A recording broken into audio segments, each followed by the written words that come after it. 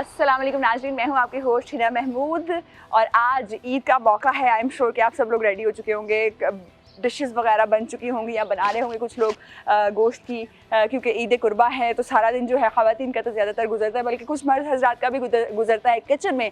तो किचन की सारी मसरूफियात के बाद अब टीवी देखने का जब टाइम आता है तो दिल करता है कुछ ऐसी शख्सियत टीवी में मौजूद हो जिसे सुन के जो है तमाम दिन की जो है थकन जो है वो उतर जाए और बहुत सारी नॉलेज एक साथ मिल जाए। तो आज हम आपकी ईद पर मुलाकात करवाने वाले हैं सिराजुल हक साहब से। सिराजुल हक साहब का नाम जो है पाकिस्तान में काफ़ी ज़्यादा जाना माना जाता है और फलाही कामों में सबसे बढ़ चढ़ कर हिस्सा लेते हैं। फ्लड की सिचुएशन थी या कोई भी और मसले मसाइल हो, मुल्क में कोई भी खुदा न ख्वास्ता आफत आई हो, तो सिराजुल हक साहब हमेशा कौम की खदमत के लिए जो है आगे आगे नज़र आते हैं। उनकी तरफ बढ़ते हैं, जानते हैं कि ईद कैसे गुजारते हैं और ये भी जानेंगे कि बाकी मुल्क की सूरत हाल क्या चल रही है और कैसे बेहतर हो सकती है। Thank you so much for your time sir. क्या मसरूफियात रहती हैं ईद के दिन, तमाम दिन कैसे गुजरता है?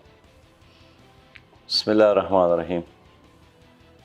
ईद के दिन कुछ तो वो है जो अल्लाह की तरफ से फ़र्ज़ शुदा है, कुर्बानी है, नमाज है, और इसके बाद रिश्तेदारों की हाल पुरसी है और फिर दोस्तों के साथ हेलो हेलो, सलाम कलाम, मुबारकबाद, और कुछ वक़्त घर में, कुछ बाहर हुजरे में अपने दोस्तों के साथ।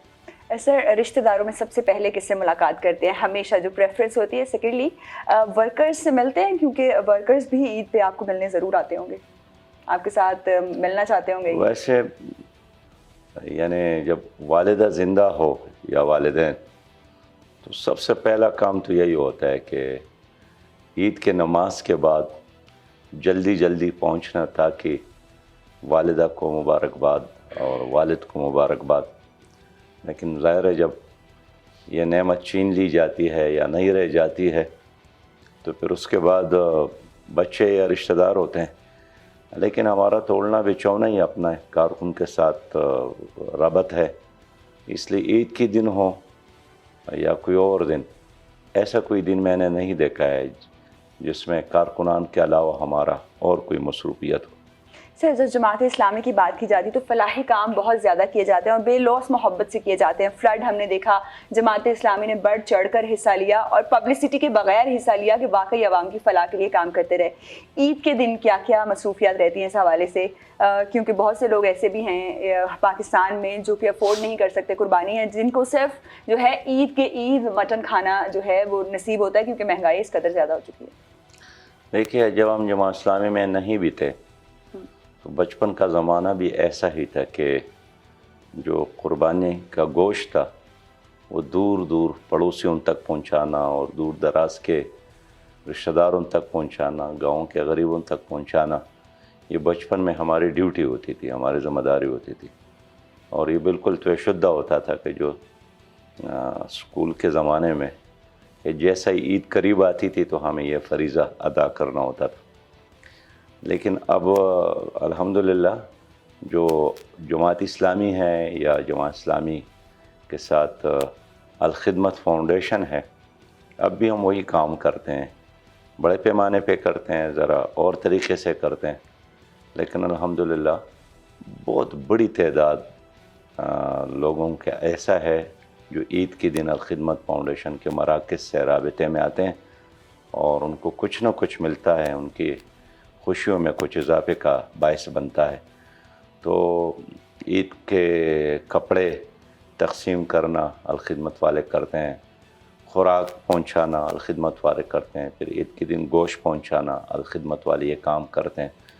तो इस काम में भी हमारे हज़ार कारकुनान ईद के दिन मसरूफ़ होते हैं। और ये हमारी ईद का एक और रंग है कि जब सब लोग ईद के दिन अपने काम में मसरूफ़ होते हैं तो जमात इस्लामी का कारकुन और अल खिदमत फाउंडेशन का कारकुन वो दूसरों में खुशियाँ बांटने में मसरूफ़ होते हैं। ख़ासकर जो गरीब लोग हैं या यतीम हैं या बेवाएँ हैं या माशरे में मज़लूम लोग हैं, हत्ता कि जेलों में जाकर कैदियों को भी वो इग्नोर नहीं करते हैं ताकि उनका भी हिस्सा हो। तो ये अल्लाह ताला की तरफ से एक नेमत है। मैं समझता हूँ कि इस वक्त अल खिदमत फाउंडेशन मौजूद है और माशरे की खिदमत बग़ैर किसी सियासी ताल्लुक़ के مسلکی رنگ اور نسل، حتیٰ کہ ایک آدمی مسلمان ہے غیر مسلم ہے، اس کو بھی نہیں دیکھا جاتا، ہر انسان کی خدمت ہوتی ہے۔ اور پھر آپ نے گزشتہ کرونا وائرس کے دوران دیکھا کہ جب گھر بند تھے، ہوٹل بند ہو گئے تھے، ریلوے اسٹیشن، ایئرپورٹ، بازار، ہر چیز، اور مری اور آس پاس کے پہاڑوں میں جنگل کے جانور بندر وغیرہ بھی آتے تھے، اس کو کوئی چیز نہیں ملتی تھی، تو یہ الخدمت فاؤنڈیشن کے رضاکار ان کے کھانے کا بھی انتظام کرتے تھے۔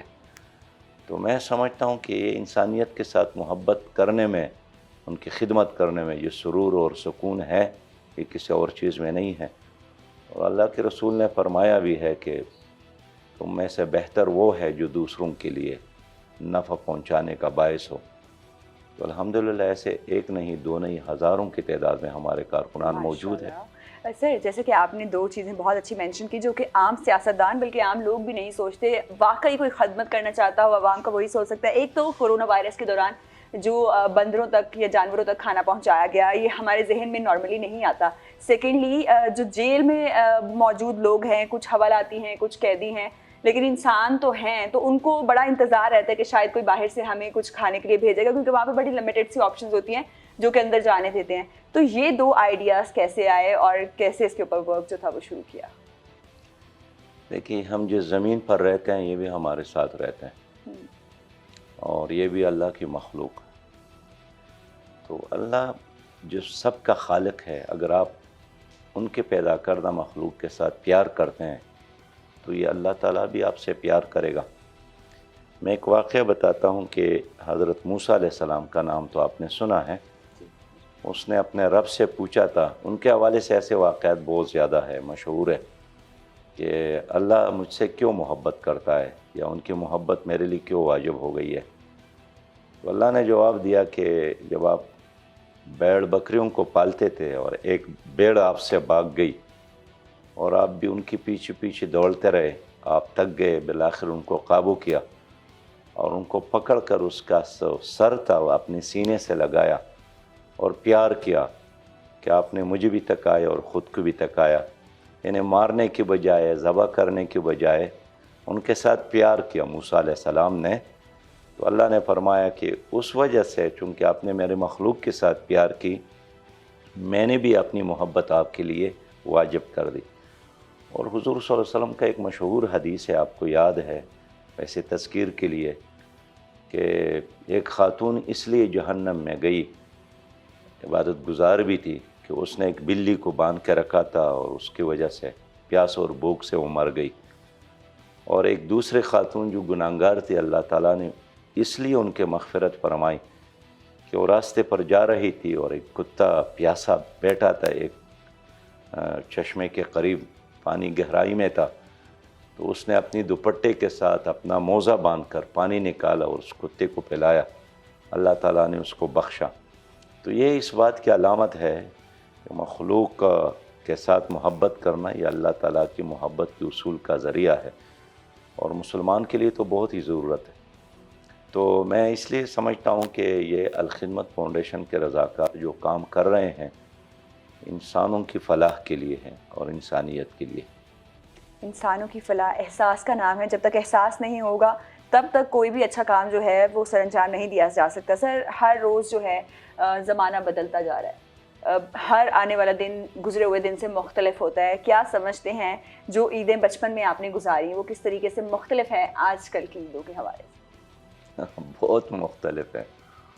اب دیکھیں، ہمارا جو گھر ہے وہ پاک افغان بارڈر پر ہے، بازار سے بہت دور ہے، وہاں نہ میلے ہوتے تھے، نہ دکانات ہوتے تھے، نہ ہوٹل ہوتے تھے، بس نماز پڑھنے کے بعد گھر آتے تھے اور والدہ پراٹھے کھلاتی تھی، یا والد صاحب جو مونگ پھلی اور اخروٹ کے دانے لاتے تھے وہ تقسیم کرتے تھے، اور پھر باہر جا کر آپس میں کھیلتے تھے، مقابلے کرتے تھے، دوڑ کا، کشتی کا۔ تو یہ ایک عید کا سماں ہوتا تھا اور اسی میں ہمارا دن گزرتا تھا۔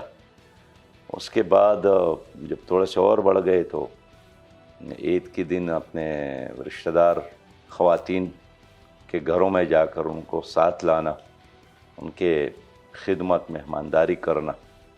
پھر کچھ اور بڑھ گئے تو پھر ذرا دوستوں کا محفل اور مجلس وسیع ہو گیا. تو پھر اپنے خاندان اور بستی سے نکل کر دوسرے لوگوں سے بھی تعلقات بن گئے. خاص کر پھر جب میں اسلامی جمع طلبہ میں آیا تو اس میں پھر یہ ایک اجتماعی عید منانے کا شعور پھر ذرا عام ہو گیا.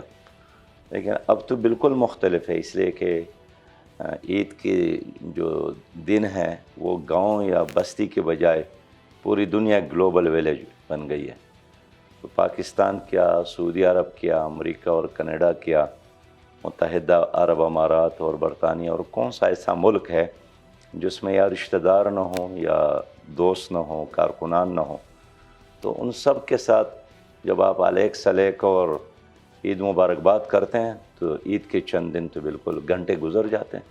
سر یہ تمام فیزز جو آپ نے بتایا، اس میں سب سے فیوریٹ فیز آپ کا آج تک کون سا رہا؟ بالکل بچپن والا، تھوڑے بڑے ہوئے جب ذمہ داریاں پڑنی شروع ہوئیں، یا سب سے فیوریٹ فیز کون سا رہا آپ کا ابھی تک فیوریٹ جو ہو؟ ویسے اس میں کوئی شک نہیں ہے کہ جو بچپن کا زمانہ تھا وہ بہت ہی اچھا تھا.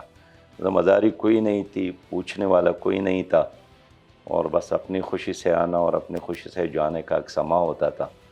اب تو ہر دن نئے نئے ذمہ داریوں میں اضافہ ہوتا ہے. سر اگر ہم بات کریں جس طریقے سے، اگر کراچی کے حوالے سے بات کریں، میئر کا الیکشن بہت زیادہ ایشو بنا رہا. اس کے حوالے سے کیا سمجھتے ہیں؟ پاکستان پیپلز پارٹی جو ہے، بلاول بھٹو صاحب کا یہ کہنا ہے کہ جس طرح ہم کراچی میں الیکشن جیتے، پورے ملک میں ہم الیکشن جیتیں گے اور وہ وزیر اعظم بنیں گے. تو کس طریقے سے پیپلز پارٹی یہ دعویٰ کر رہی ہے کہ وہ جو ہے جس طرح کراچی میں جیتے ویسے ہی جیتیں گے، جیت سکتے ہیں؟ بہن پیپلز پارٹی ہار گئی ہے. اتنے بڑے شہر میں اس نے صرف 3,25,000 ووٹ لیے ہیں. تو ہار گئی، اور اس کے مقابلے میں 9 لاکھ ووٹ تھے. تو اگر 9 لاکھ زیادہ ہے تو ہار گئی ہے. لیکن سر میئر کی سیٹ، اور میئر کے لیے بھی ہمارے چیئرمین 193 تھے، ان سے 155 تھے. سر ٹیکنیکلی تو وہ ہار چکی ہے، لیکن بات ہو رہی تھی کہ سیٹ پر کون بیٹھے گا اینڈ میں. اگر اسی طریقے سے، اگر جیسے کہ آپ نے کہا کہ دھاندلی کی جاتی ہے، زیادہ سیٹوں والا جو ہے وہ ہار جائے اور سطحی طور پر جو ہے کسی اور کو وزیر اعظم بنا دیا جائے، ایسے ہو سکتا ہے الیکشن میں؟ اصل میں پیپلز پارٹی بری طرح پھنس گئی، اور یہ کراچی کا الیکشن میں دھاندلی کرنا اور اپنے زور زبردستی سے میئر کا چناؤ کرنا، پھر اعلان کرنا، یہ ان کے گلی کی ہڈی بن گئی ہے. نہ اس کو اب تھوک سکتی ہے اور نہ نگل. اس لیے کہ کیسے پھر اجلاس چلائیں گے جب ایک طرف زیادہ لوگ اور دوسری طرف آپ ہمیشہ کم ہوں گے.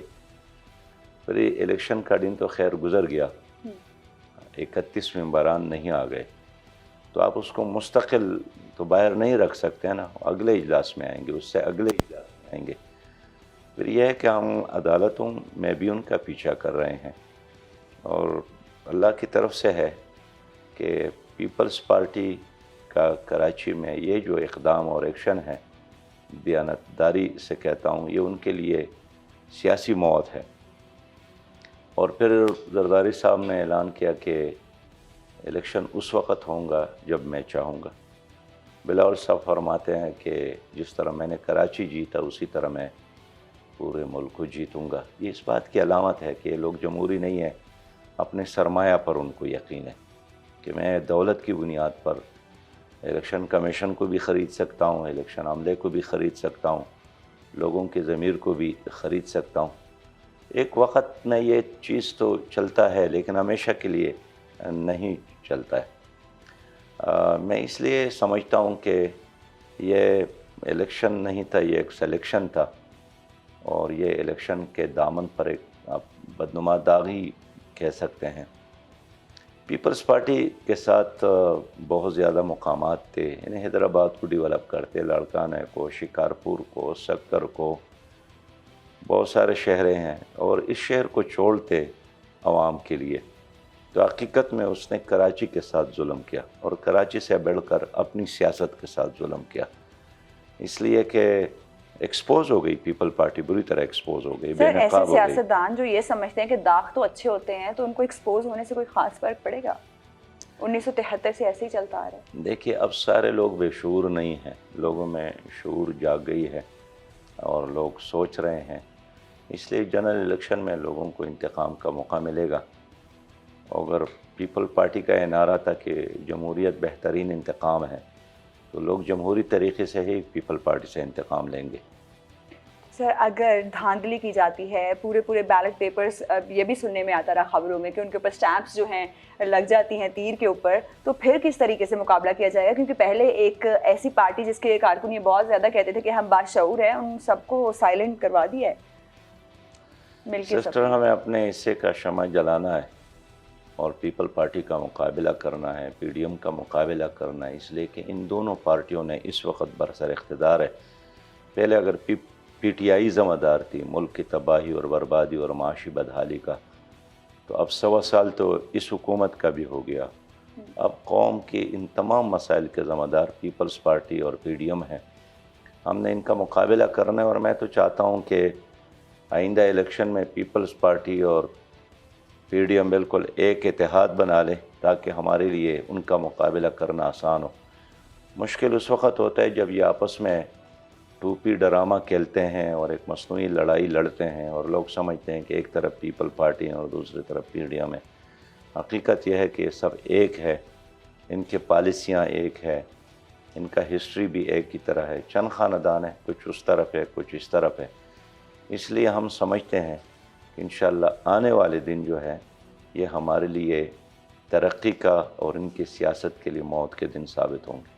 سر آپ کیا سمجھتے ہیں کہ جو مستقبل میں الیکشن ہوگا 2023 میں ہوگا یا آگے جا کے مزید اس کو ڈیلے کیا جائے گا؟ اور سیکنڈلی اگر الیکشن ہوتا ہے تو پاکستان پیپلز پارٹی اور پی ڈی ایم جو ہے یا پھر نون لیگ اگر ہم کہیں ایک دوسرے کے مد مقابل آئیں گی یا پھر بات جو ہے پھر دوبارہ سے جو سانجھی اسی طرح چلے گی جیسے اب چل رہی ہے؟ دیکھیے 2023 جو ہے یہ تو الیکشن کا سال ہونا چاہیے. اگر آپ آئین کو مانتے ہیں, قانون کو مانتے ہیں, تو 2023 میں الیکشن ڈن ہے. اگر آپ آئین کو نہیں مانتے ہیں, قانون کو نہیں مانتے ہیں, تو پھر آپ کی مرضی. لیکن آپ خود سوچئے کہ اگر 1.25 سال میں پی ڈی ایم نے ملک کا یہ حشر کر دیا, مہنگائی میں اضافہ کر دیا, بدامنی میں اضافہ کر دیا, ادارے ہیں جس کو ارغمال انہوں نے بنائے ہیں, عدالتیں ہیں جس میں انصاف نہیں ہے, نیب ہے جو احتساب میں فیل ہو گیا ہے, تو اگر اس کو 1-2 سال اور بھی مل گیا تو اس کا مطلب تو یہی ہوا نا کہ قوم کے مسائل میں, مشکلات میں اور اضافہ ہوگا. اس لیے یہ خود ایک بوجھ ہے. ایک طرف غربت, مہنگائی اور بے روزگاری ہے, ٹیکسز پر ٹیکسز ہے, کوڑے ہیں جو برسائے جا رہے ہیں, ڈرون حملے ہیں جو کیے جا رہے ہیں, اور دوسرے طرف یہ اپنے مراعات میں اضافہ کر رہے ہیں. یعنی اگر مشکل ہے قوم میں تو آپ کو بھی مشکل میں ہونا چاہیے. آپ کے مراعات میں کمی نہیں ہے, آپ نے کرپشن کے خاتمے کے لیے کوئی راستہ نہیں بنایا, آپ نے اپنے گاڑیوں میں کمی نہیں کی, بنگلوں میں کمی نہیں کی, الٹا اپنے سینٹ میں سینٹ چیئرمین کے لیے اور پرانے چیئرمینز کے لیے وہ اضافہ کیا. جتنے چیئرمین رہ چکے ہیں اور جتنے مستقبل میں ہوں گے. وائس پریزیڈنٹ کا اب 12 ان کے نوکر ہوں گے, 8 اس کے گارڈ ہوں گے, پیٹرول موپ, گیس موپ, بجلی موپ, اگر اپنے گھر میں رہ رہے ہیں تو 2.5 لاکھ روپے کرایہ گورنمنٹ ان کے ہار ماں دے گی. بالکل. اور دیکھیے 50 لاکھ خدا کے حکم سے ان کے لیے, ان کے گھر کے فرنیچر کے لیے. تو یہ کیا نظام ہے؟ ان کو شرم نہیں آتی. ان لوگوں کو لوگوں کے ساتھ کھڑا ہونا چاہیے, بجائے اس کے کہ غریب لوگوں سے آپ لے لے اور اپنے بنگلوں میں اضافہ کرے. ہم اصل میں نام تو لیتے ہیں نا مدینہ کی اسلامی ریاست کا. مدینہ کی اسلامی ریاست میں کیا تھا؟ قحط زمانہ آیا تو حضرت عمر رضی اللہ تعالیٰ عنہ نے گھی کا, گوشت کا استعمال ہی چھوڑ دیا کہ جب تک ہر آدمی کو یہ نہ ملے میں اس وقت تک استعمال نہیں کروں گا. اگر بدامنی ہے تو وقت کا خلیفہ خود چوکیداری کرتا ہے. جب خلیفہ خود چوکیداری کرے پھر کیسے بدامنی ہوگی؟ ظاہر ہے سونے اور چاندی کے ساتھ قافلے جاتے تھے اور بے خطر راستوں پہ آپ کو نظر آتے تھے. ایک خاتون سونا اچھالتی ہوئی مشرق سے مغرب تک سفر کرتی تھی, اللہ کے علاوہ اور کسی کا خوف نہیں ہوتا تھا, اس لیے کہ حکمران خود مثال تھے, وہ ماڈل تھے, وہ نمونی تھے. یہاں حکمرانوں میں اور عوام میں زمین اور آسمان کے فاصلے ہیں.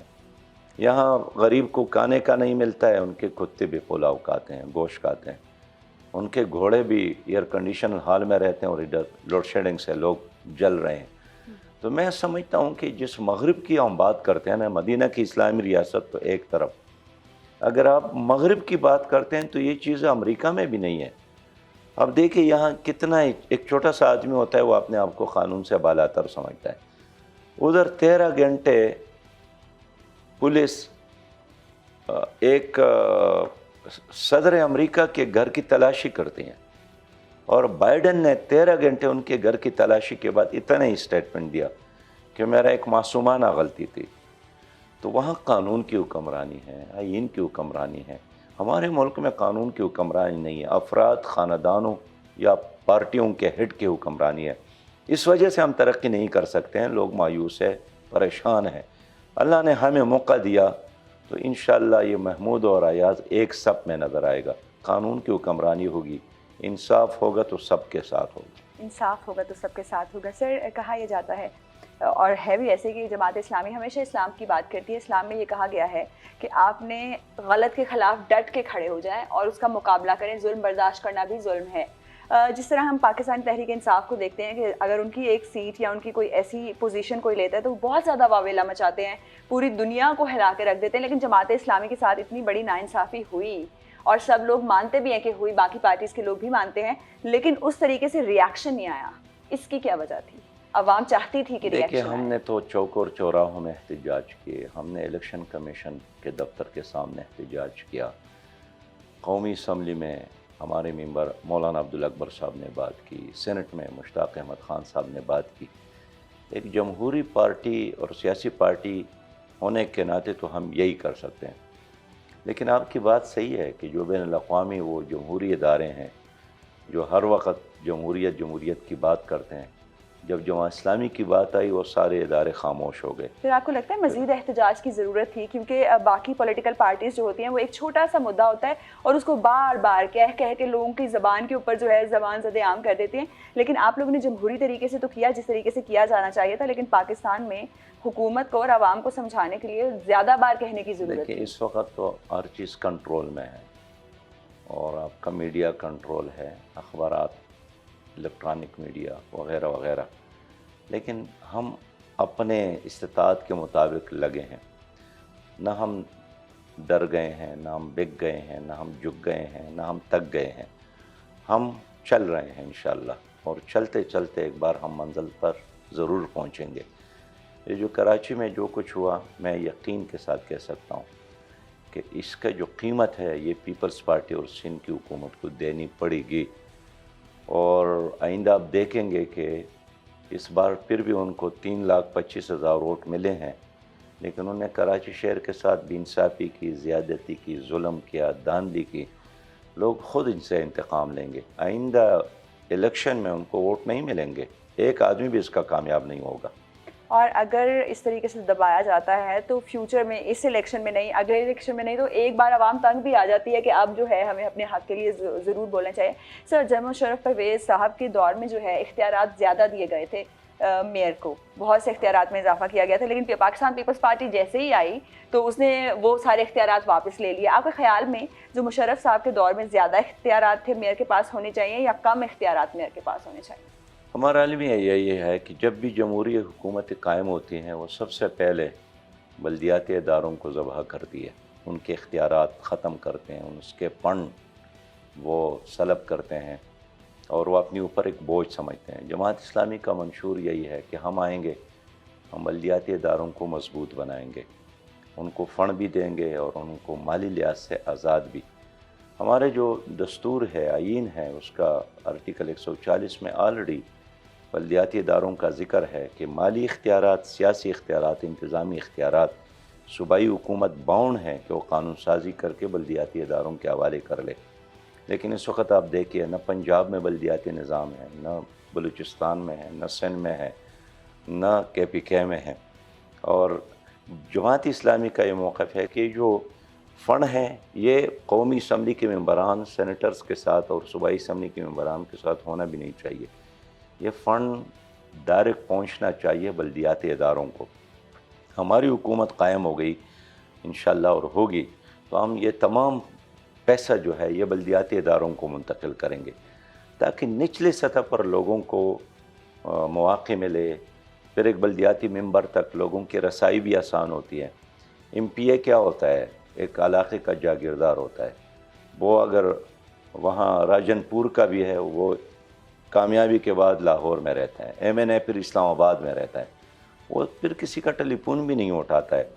لیکن بلدیاتی اداروں کا کمال یہی ہے کہ آپ کی گلی میں آپ کا ممبر رہتا ہے، تو آپ کا سیوریج سسٹم کا مسئلہ ہو، ڈرینیج سسٹم کا مسئلہ ہو، آپ کے اسکول کا مسئلہ ہو، اسکول میں استاد کا مسئلہ ہو، واش روم کا مسئلہ ہو، ہاسپٹل کا مسئلہ ہو، آپ آسانی کے ساتھ جا کر اس کو گلے سے پکڑ سکتے کہ بابا ہمارا یہ مسئلہ حل کرو۔ اس لیے جماعت اسلامی جب بھی آئے گی، اور یہ مغرب میں یہی ہوتا ہے کہ وہاں قومی اسمبلی کے ممبر کا کام یہ نہیں ہے کہ آپ بھی گلی بنا لیں، صوبائی اسمبلی کے ممبر کا بھی یہ کام اور بلدیاتی ممبر کا بھی یہ کام، یہ جھاڑو دینا، گلیوں کو صاف کرنا، راستے بنانا، صفائی کا انتظام کرنا، واٹر سپلائی کا انتظام کرنا، یہ بلدیاتی اداروں کا کام ہے مغربی دنیا میں۔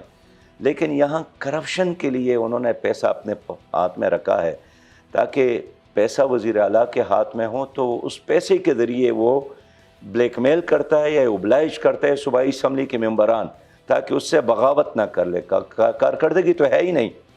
اس لیے اللہ نے ہمیں موقع دیا تو میں آپ کو بتاؤں گا کہ کیا بلدیاتی ادارے ہیں اور کیا اس کا انتظام ہے۔ اس لیے جب تک آپ ملک میں بلدیاتی اداروں کو مضبوط نہیں بنائیں گے، نچلے سطح پر لوگوں کو انصاف اور حق نہیں مل سکتا ہے۔ واقعی ایک بڑی جینون اور لاجیکل بات سر آپ نے کی۔ سر اگر ہم بات کریں پاکستان تحریک انصاف کے بہت سے کارکن جو ہیں وہ پکڑے ہوئے ہیں، کچھ لوگوں کا یہ کہنا ہے کچھ معصوم کارکن بھی پکڑے، اور کچھ جو ہیں جنہوں نے واقعی یہ تمام تر چیزیں کی، اس میں ملوث تھے، وہ پکڑے گئے۔ معصوم لوگوں کو سر کچھ لوگوں کا یہ دعویٰ ہے کہ شاید ملٹری کورٹس میں ان کے بھی صرف سیاسی وابستگی کی وجہ سے ملٹری کورٹس میں ان کے کیسز چلائے جائیں گے، اور یہ بڑا زیر بحث معاملہ رہا۔ آپ کے خیال میں ملٹری کورٹس میں سویلینز کے کیسز چلنے چاہیے یا نہیں چلنے چاہیے؟ اس میں ہمارا موقع بالکل واضح ہے کہ سویلین کا کیس آپ انسدادی دہشت گردی کے عدالتوں میں چلائیں، سول عدالتوں میں چلائیں، اور جو انسدادی دہشت گردی کی عدالتیں ہیں یہ بھی ہمارے آئین کا حصہ ہے، اور اس میں بھی ہر طرح کی سزائیں موجود ہیں، آپ ثابت کر لیں ان کو سزائیں دے دیں۔ لیکن ویسے میں کہنا چاہتا ہوں کہ جو PTI کے ساتھ وابستہ نوجوان تھے، بلکہ تمام سیاسی جماعتوں کے ساتھ، پیپل پارٹی کا عام ورکر کرپٹ نہیں ہے، مسلم لیگ کا عام ورکر کرپٹ نہیں ہے، کرپٹ ان کی قیادت ہوتی ہے، ان کے بڑے جو MNA بنتے ہیں، MPs بنتے ہیں، یہ جو بڑے بڑے عہدوں پر برا جمع نظر آتے ہیں، عام ورکر یہ سمجھتا ہے کہ میں نے پیپل پارٹی کو ووٹ دینا ہے تاکہ روٹی کپڑا اور مکان عوام کو ملے۔ ایشین ٹائیگر کا نعرہ لگایا مسلم لیگ نے تاکہ پاکستان ترقی کرے، حقیقی تبدیلی کا نعرہ لگایا PTI نے، جوانوں نے ساتھ دیا، ورسیز پاکستانیوں نے ساتھ دیا، اچھی نیت کے ساتھ دیا۔ لیکن آپ دیکھتے ہیں کہ کس طرح پیپل پارٹی نے ان غریب مزدوروں کو اور ہاریوں کو، کاشتکاروں کو، عام کارکنان کو مایوس کیا کہ انہی سرمایہ دار اور جاگیردار اور خاندانوں کو اٹھا کر جن سے نجات کے لیے پیپل پارٹی کے پاس آئے تھے، ان کے سروں پر بٹھایا، قومی اسمبلی میں، صوبائی اسمبلی میں، سینٹ میں، اور ٹکٹیں بیچ کر اس کو ان کے سروں پر بٹھائے۔ وہی کام مسلم لیگ نے کیا، پھر وہی کام PTI نے کیا کہ کارکن نے تو ووٹ دیا تھا تبدیلی کے نام پر، لیکن وہی پرانے آزمودہ لوگوں کو لے کر دوبارہ ان کے سروں پر بٹھایا۔ اس لیے صرف PTI کا کارکن نہیں ہے، تمام سیاسی جماعتوں کا ورکر جو ہے وہ بہت پریشان ہے، اس لیے کہ عام آدمی چاہتے کہ پاکستان ترقی کرے، اور یہی پارٹیاں ہیں جو ترقی کے راستے میں رکاوٹ ہے۔ میرٹ کا وائلیشن انہوں نے کیا، پیسہ انہوں نے کمایا، کرپشن انہوں نے کی، پاناما لیکس میں ان کے نام ہے، پنڈورا بکس میں ان کے نام ہے، نیب میں ان کی لیڈروں کے نام ہے، سٹیل مل، ریلوے، PIA کو لوٹنے والے یہی لوگ ہیں۔ اس لیے ان تمام سیاسی اور پولیٹیکل ورکر جو پاکستان سے محبت کرتے ہیں، ان کے لیے اب آپشن اور چوائس جماعت اسلامی ہے، جو حقیقی جمہوری جماعت ہے، خدمت کرنے والی جماعت ہے، جس میں مجھ جیسے عام ورکر کو بھی سینیٹر بننے کا، وزیر بننے کا، ایک پارٹی کا ہیڈ اور امیر بننے کا موقع ملتا ہے، جاگیر کی بنیاد پر نہیں، سرمایہ کی بنیاد پر نہیں۔ تو اس لیے میں سسٹر آپ کے اس پروگرام کے ذریعے ان تمام کارکنان سے اپیل کرتا ہوں کہ ایک خوشحال، ترقی یافتہ، روشن پاکستان کے لیے جماعت اسلامی کا ساتھ دے۔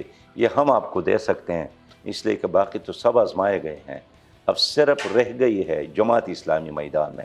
واقعی جماعت اسلامی کو بھی ضرور موقع ملنا چاہیے. سر اگر ہم بات کریں ملکی سچویشن کی، آپ کے خیال میں کچھ لوگوں کا کہنا ہے، اکثریت کا کہنا ہے کہ پی ٹی آئی کے ساتھ بہت زیادہ ناانصافی ہو رہی ہے، ان کو سائڈ لائن کر دیا ہے، ٹی وی پہ جو ہے نام نہیں لیا جا سکتا، پکچر نہیں چلائی جا سکتی. آپ کو کیا لگتا ہے کہ ناانصافی ہو رہی ہے یا کچھ ناانصافی ہو رہی ہے؟ دیکھیے، ہم تو یہی بات کہتے ہیں کہ سب کے ساتھ یکساں سلوک ہونا چاہیے اور قانون کے بغیر کسی کے ساتھ بیہیو نہیں کرنا چاہیے. ظاہر ہے یہ ملک ایک آئین کے مطابق چلتا ہے، قانون کے مطابق چلتا ہے. اگر آپ ہی آئین اور قانون کو نہیں مانتے تو عام لوگ سے آپ پھر کیا مطالبہ کرتے ہیں؟ اس لیے تحریک انصاف ہو یا کوئی بھی ہو، ہمارا ہمیشہ یہی مطالبہ ہے، اصول ہے کہ ملک کا جو قانون ہے اس کے مطابق ان کے معاملات چلانا چاہیے. باقی جو پی ٹی آئی کا ورکر ہے وہ خود بھی حیران ہے، پریشان ہے کہ اچانک کیا ہوا. خیبر پختونخوا میں ان کی حکومت تھی، پنجاب بڑا صوبہ ہے یہاں ان کی حکومت تھی، مرکز میں ان کی حکومت تھی، ایک بہت بڑی تعداد میں ان کے ممبران تھے قومی اسمبلی میں، لیکن خود ہی پارٹی کے ہیڈ نے یہی ڈیمانڈ کیا کہ میری حکومت کو توڑا جائے، اور پھر انہوں نے خود ہی استعفیٰ دیا. پھر قومی اسمبلی سے بھی خود ہی نکلے اور ان کے استعفیٰ منظور نہیں ہو رہے تھے تو وہ بھی احتجاج کر رہے تھے کہ کیوں منظور نہیں کر رہے ہیں. پھر جب منظور ہو گئی پھر احتجاج کر رہے ہیں کہ آپ واپس لے لیں، ہمارے ساتھ زیادتی ہوئی ہے. اور پھر عمران خان صاحب نے کہا کہ یہ تو باجوہ صاحب کے کہنے پر میں سب کچھ کر رہا ہوں. تو ایک عجیب پیچیدگی ہے جس سے اس وقت خود پی ٹی آئی والے دو چار ہیں. لیکن بہرحال ہم پھر بھی یہی کہیں گے، جب وہ پی ٹی آئی کی حکومت تھی اور یہ رانا ثنا صاحب کو گرفتار کیا گیا تھا اور ان کے گاڑی سے 15-16 کلو منشیات برآمد کرنے کا وعدہ کیا گیا تھا، اس وقت بھی ہمارا موقف یہی تھا کہ بے انصافی نہیں ہونا چاہیے. سر آپ کو لگتا ہے کہ رانا ثناء اللہ کے دور میں جب پی ٹی آئی کے دور میں جب رانا ثناء اللہ کو پکڑا گیا تو وہ ناانصافی ہوئی تھی، ان کے پاس منشیات موجود نہیں ہوں گی؟ دیکھیں، ہم یہی چاہتے تھے کہ اگر ایک واقعہ ہوا نہیں ہے تو پھر درود کہہ کر اور بار بار کہہ کر کہ ہم بالکل سچ ہے، اس لیے کہ وہ ثابت نہیں کر سکے. یعنی ابتدا میں تو ٹھیک ہے، لوگوں نے، ہوا ہی نہیں. میں عرض کروں، لوگوں نے پہلے مرحلے میں خبر تو سنی، وہ گرفتار بھی ہو گئے، 5-6 مہینے جیل میں بھی رہے، لیکن آخر کودا پہاڑ اور نکلا چوہا، کچھ نہیں ہوا. تو یہی آج وہی نیب، وہی ادارے کل پی ٹی آئی کے کہنے پہ کر رہے تھے، آج مسلم لیگ کے کہنے پہ کر رہے ہیں. ہم یہی چاہتے ہیں کہ انصاف ہو، عدل ہو. اور جیسے کہ آپ نے پہلے کہا قانون کی بالادستی ہو تاکہ اسی کو پکڑا جائے جس کے پاس واقعی بعد میں جو ہے چیزیں نکلیں بھی یا پھر ان کو ثابت کیا جائے. کیونکہ سر ہمارے ملک میں تو حالات ایسے ہیں کہ رد و بدل بہت جلدی ہو جاتی ہے، بہت سے بے گناہ جو ہے وہ سولی چڑھ جاتے ہیں اور جو بڑے قصوروار ہوتے ہیں وہ بچ جاتے ہیں. سر اگر ہم بات کریں 9 مئی کے واقعے کی، سارا کریک ڈاؤن جو کیا گیا 9 مئی کے واقعے کے اوپر جو ہے ڈیپینڈ کرتا ہے، وٹ ڈو یو تھنک سب سے بڑا بینیفیشری اس واقعے کا کون ہوا؟ کیونکہ پی ٹی آئی کا کہنا ہے کہ ہماری عوام کو، ہمارے کارکنوں کو بھڑکایا گیا، تو وہ تو بیچارے جذباتی ہوئے تھے، انہیں کیوں بھڑکا دیا. پی ڈی ایم کا کرنا ہے، پی ڈی ایم کہتی ہے پی ٹی آئی نے کر دیا. آپ کے خیال میں سب سے زیادہ فائدہ کس کو ہوا اور کون تھا اس کے پیچھے؟ دیکھیے، یہ تو ایک لیڈر کے خود سوچنے کا کام ہے کہ وہ کارکنان کو کیا راستہ دکھاتا ہے. جن دنوں یہ عمران صاحب کی گرفتاری ہو رہی تھی اور پھر رہا بھی کیے گئے، انہیں دنوں ہمارا بھی ایک بہت ہی معتبر کارکن گوادر کا جناب ہدایت الرحمان صاحب گرفتار تھے. 4 مہینوں سے وہ جیل میں تھے اور ہمیں بھی لوگ یہی مشورے دے رہے تھے کہ یہ کرے وہ کرے، لیکن ہم نے قانونی راستے اختیار کیا، عدالت کا راستے اختیار کیا، وہ رہا ہو گئے.